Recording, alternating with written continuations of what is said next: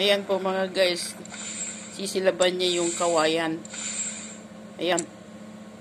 Nung masunog na, ayan, binayo niya. Ayan. Tapos pinino niya, ayan. Nabayo na. And then, ano gagawin niya? Nilagay niya sa gilingan. Gilingan ito para mapiyampino na.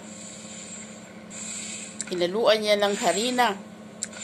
Tapos ayan na, na-mold na. Ayun, molder pala yun. Yung ininit niya. Ayun. Pabilog. Na-mold niya na.